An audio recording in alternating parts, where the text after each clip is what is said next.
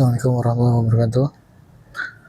Melanjutkan konten Melek Jumatan tanggal berapa nih? 6 Februari 2026. Jadi hari ini khatib menyampaikan bagian Al-Itsar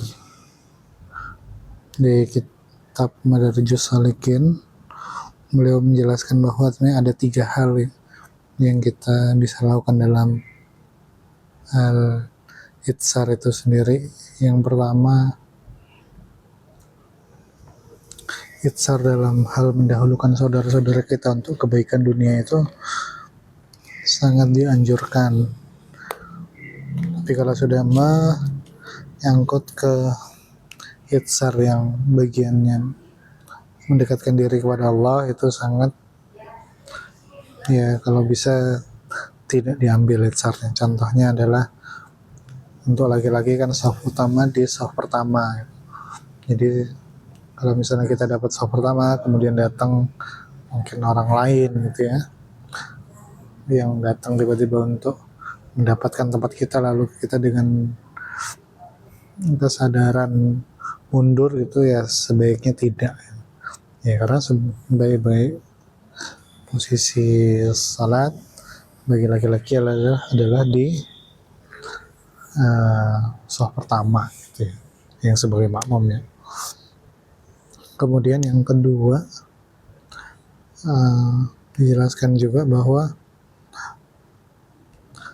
saat itu keridhaan Allah itu harus berada di atas dari semua keridhaan terhadap makhluk. Nah, kalau kita lihat contohnya ya di ulul azmi kita, salah satunya adalah Rasulullah SAW ketika beliau itu diperintahkan untuk berdakwah kepada keluarganya gitu. Yang sebetulnya sih harusnya kita lakukan sendiri kepada, ya sekarang juga ini bagian dari sunatullah yang harus kita lakukan juga, berdakwah kepada keluarga kita, dimana biasanya gitu yang terjadi dalam masyarakat umum ya, punya keraguan gitu ya, terhadap berdakwah kepada keluarga atau menyadarkan keluarga untuk punya value yang baik. Nah, itu juga yang kenapa gitu ya Rasulullah dan ulul azmi yang lain itu bisa ya, karena emang punya kekhususan juga bahwa beliau sekalian diberikan kesabaran yang tinggi, dan kesabaran, kesadaran, dan keteguhan yang tinggi untuk mendakwahkan kepada keluarga beliau gitu ya. Walaupun memang ya secara ini hidayah itu ya Allah yang menentukan, Allah yang memberikan. Kemudian yang ketiga, tiba-tiba lupa yang ketiga.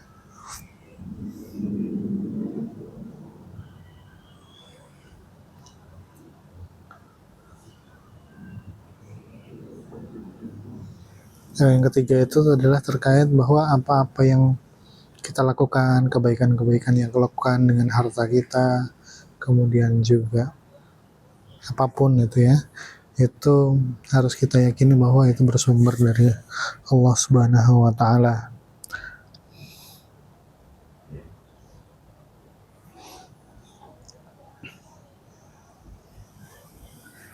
Dimana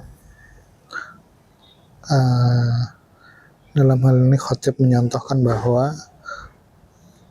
ya ketika kita membantu orang, kemudian bersedekah kepada orang, kemudian orang itu misalnya dalam tataran perilakunya berterima kasih kepada kita, ya kita sandarkan kembali bahwa bukan kepada kita harusnya orang itu berterima kasih, kita hanya dititipkan dan kita minta orang itu berterima kasih kepada Allah Subhanahu wa Ta'ala dengan sebaik-baiknya gitu. Kemudian juga khatib di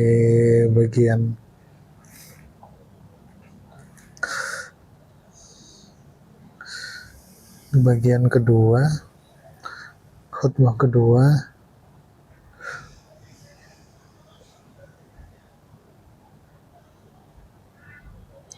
menukil ayat itu ya di surah Al-Hasyr ayat 9 yang terjemahannya, dan orang-orang yang telah menempati kota Madinah dan beriman sebelum kedatangan mereka muhajirin, mereka mencintai orang yang berhijrah kepada mereka, dan mereka tiada menaruh keinginan dalam hati mereka terhadap apa-apa yang diberikan kepada mereka muhajirin, dan mereka mengutamakan orang-orang muhajirin atas diri mereka sendiri sekalipun mereka dalam kesusahan. Dan siapa yang dipelihara dari kekikiran dirinya, mereka itulah orang-orang yang beruntung. Nah, di sini kita dapat beberapa ini ya makna. Saya sambil lewat Gemini juga beberapa makna mendalam dari konteks itsar di ayat itu ya, ayat Al-Hasyr 9 adalah yang pertama cinta tanpa syarat, dimana ini hubungannya bukan karena hubungan darah gitu ya antara Ansar dan Muhajirin, tapi karena ikatan iman gitu. Dimana iman ini sebenarnya memang jadi fondasi dasar kita untuk bersikap terhadap saudara kita,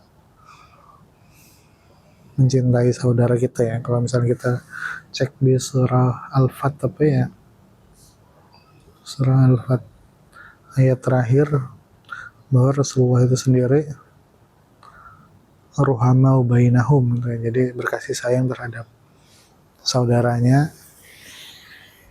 Saudara ini tentu bukan saudara sedarah gitu, tapi saudara seiman gitu. Kemudian yang kedua, kebersihan hati. Mereka tidak merasa iri atau dengki ketika muhajirin mendapatkan bagian harta atau fa'i atau ghanimah. Kemudian yang ketiga adalah puncak pengorbanan. Kalimat sekalipun mereka dalam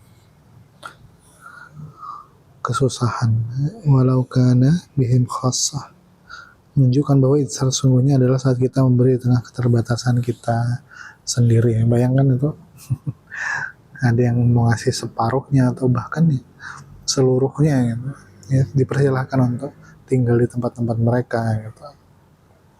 Kaum Ansar ini mempersilahkan kaum Muhajirin yang ketika hijrah nggak bawa apa-apa untuk mendapatkan bagian dari apa yang mereka punya, walaupun dari kaum Ansar sendiri ya kekurangan gitu ya. Kemudian yang keempat adalah maknanya musuh terbesar asyha. Ayat ini tutup dengan peringatan tentang kekikiran yang mendalam. Seorang baru bisa mencapai derajat itsar jika ia berhasil mengalahkan ego dan sifat kikir dalam dirinya. Ya, itulah yang beberapa yang bisa disampaikan. Terima kasih. Assalamualaikum warahmatullahi wabarakatuh.